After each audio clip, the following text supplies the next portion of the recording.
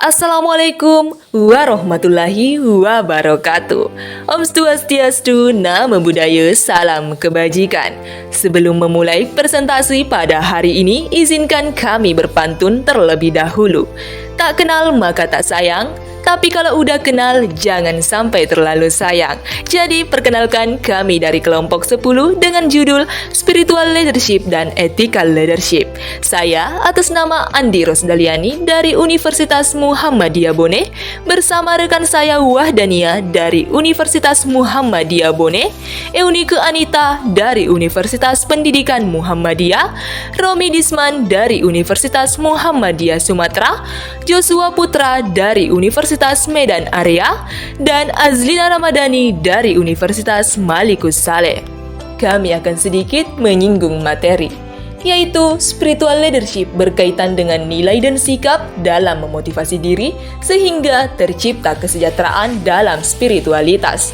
Sedangkan ethical leadership sendiri merupakan proses memimpin atas dasar prinsip perilaku etis dalam kehidupan. Spiritual leadership, Fry mendefinisikan bahwa spiritual leadership sebagai nilai-nilai, sikap, dan perilaku yang diperlukan memotivasi intrinsik diri seseorang dan orang lain, sehingga memiliki rasa kesejahteraan spiritualitas melalui calling dan membership. Nah, hal ini memerlukan penciptaan visi di mana anggota organisasi merasakan keterpanggilan dalam kehidupan, memiliki makna dan tujuan, dan membuat sebuah perbedaan penetapan budaya organisasi sosial yang didasarkan pada nilai-nilai yang mementingkan kepentingan orang lain.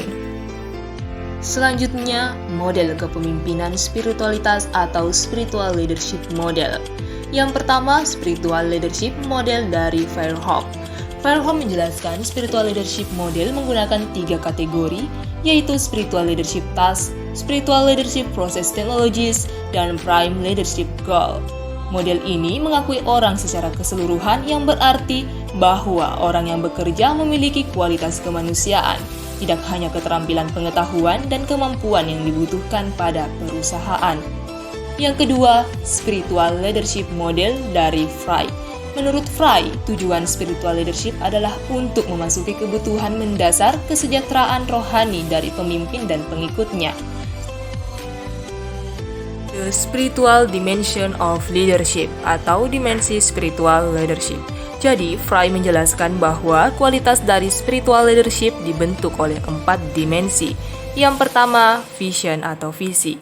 Visi mengacu pada gambaran masa depan dengan beberapa komentar implisit maupun eksplisit tentang mengapa orang harus berusaha untuk menciptakan masa depan. Yang ketiga, faith or hope, yaitu iman atau harapan. Iman didefinisikan sebagai dasar dari segala sesuatu yang kita harapkan dan keyakinan hal yang tidak terlihat. Indikator spiritual leadership. Menurut Tobroni, seseorang yang memiliki kemampuan spiritual leadership memiliki beberapa ciri atau indikator. Adapun indikator yang pertama yaitu true honesty, di mana rahasia sukses para pemimpin yang besar dalam mengemban misinya adalah memegang teguh kejujuran. Yang kedua, head formality, di mana bagi seorang spiritualitas, formalitas tanpa isi bagaikan pesan yang kosong, karena tindakan formalitas perlu dilakukan untuk memperkokoh makna dari sebuah substansi. Yang ketiga, bringing out the best. Sebagaimana dikemukakan di atas, pemimpin spiritual berupaya mengenali jati dirinya, karena dengan mengenali jati dirinya dapat membangkitkan segala potensinya. Tugas spiritual leadership. Tujuan utama spiritual leadership adalah untuk mengembangkan budaya yang mendukung kemajuan. Adapun tugas-tugas yang harus dilakukan oleh seorang spiritual leadership, di antaranya yang pertama, penetapan visi. Salah satu tugas utama dari seorang pemimpin adalah menciptakan makna dan tujuan. Yang kedua, pelayanan. Pemimpin memimpin karena mereka memilih untuk melayani yang lain. Seorang pemimpin tidak dapat mengerjakan seluruh pekerjaannya dalam sebuah organisasi tanpa bantuan dari karyawannya ataupun bawahannya. Yang ketiga, kompetensi tugas. Adapun 4 kompetensi tugas yang pertama yaitu mengajar, kepercayaan, menginspirasi, dan menguasai ilmu pengetahuan tentang pekerjaan yang aktual. Impact and benefits of spiritual leadership atau dampak dan manfaat spiritual leadership terbagi menjadi 3, yaitu intuisi dan kreativitas. Kepemimpinan atau spiritual dapat membantu individu untuk memperluas batas kesadaran melalui batas normal, yang menyebabkan meningkatnya intuisi dan kreativitas bisa menjadi alat yang ampuh dalam pemecahan masalah. Yang kedua, ada kejujuran dan kepercayaan. Kepercayaan dan kejujuran dua hal yang memiliki peran penting dalam komitmen organisasi untuk kedepannya. Yang ketiga, ada pemenuhan pribadi. Membina spiritualitas akan menyebabkan karyawan merasa puas atas terpenuhi saat mereka mulai bekerja. Hal tersebut akan menghasilkan tingkat pemenuhan pribadi dan semangat kerja yang tinggi. Tokoh spiritual leadership yaitu Bapak Yusuf Hamka merupakan mu'alaf keturunan Tionghoa. Bapak Yusuf Hamka memutuskan memeluk Islam saat berusia 24 tahun. Bapak Yusuf Hamka tertarik memeluk agama Islam karena hati beliau tergugah setelah membaca sebuah majalah yang mengangkat kisah seorang mu'alaf di Masjid Al-Azhar. Bapak Yusuf Hamka banyak membuka masjid dengan nuansa Tionghoa. Hal ini dimaksud untuk sekalian mengajak orang-orang Tionghoa tertarik untuk memeluk agama Islam. Ethical leadership. Apa itu ethical leadership? Ethical leadership atau disebut kepemimpinan etis adalah proses atau cara memimpin berdasarkan prinsip-prinsip perilaku yang etis secara konsisten dalam kehidupan sehari-hari. Nah, bagaimana perilaku yang etis itu?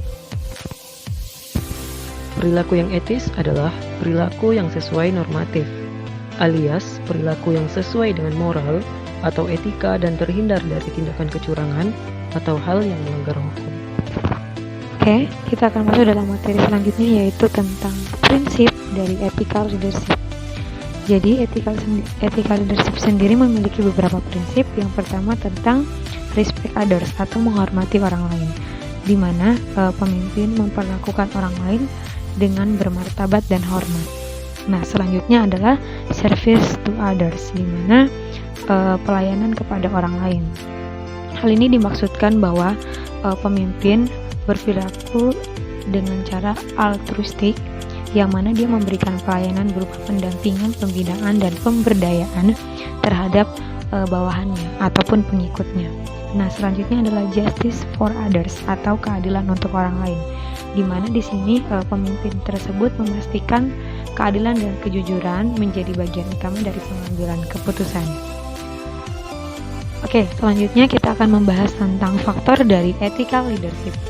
Jadi di sini ada 5 faktor dari ethical leadership. Yang pertama adalah adil dan seimbang. Yang dimaksudkan di sini adalah bahwa pemimpin memperlakukan semua stafnya sama, sehingga tidak ada staf yang lebih disayangi atau menjadi favorit dari pemimpin tersebut. Nah, selanjutnya adalah dapat dipercaya.